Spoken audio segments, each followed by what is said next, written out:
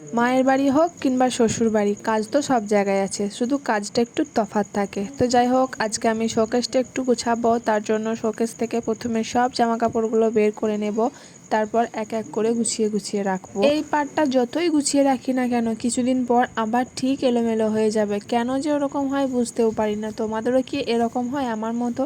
কিছুদিন পর পরই গুছাতে হয়। তো যাই হোক, প্রথমে একটা পেপার বিছিয়ে নিলাম, আর তারপর সব সুন্দর করে গুছিয়ে গুছিয়ে রাখবো। মেয়ে আমার ওইদিকে খেলা করছে আর আমি এদিকে কাজ করছিলাম। আমাদের শোকেসের পাশে যে টিভিটা দেখছো, ওটা অনেক পুরনো টিভি। ওটাই আজকে ওখান থেকে হাঁটাবো, মানে ওইখান থেকে সরিয়ে ফেলবো। তার কারণ ওখানে অনেকটা জায়গা আছে, আমি ওখানে অন্য কিছু রাখতে পারবো, তার জন্য।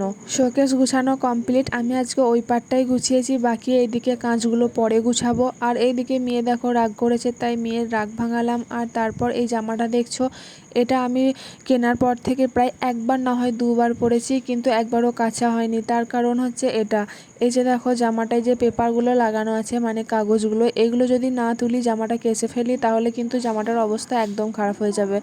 এগুলো দেওয়া থাকে, তার কারণ আমার মনে হয় যে ডিজাইনগুলো উপরে করেছে, তার জন্য ভেতরে পেপারটা দিতে হয়েছে। তো যাই হোক, আমার একটা শাড়ি ছিল এরকম, জানো, সেই শাড়িটা আমার তুলতে প্রায় 2-3 দিন লেগেছিল। তারপর শাড়িটা কেচেছিলাম। তো সেরকম জামাটাও আমি সব তুলে নিলাম, ভেতরে কাগজগুলো, তারপর কেচে রেখে দেবো।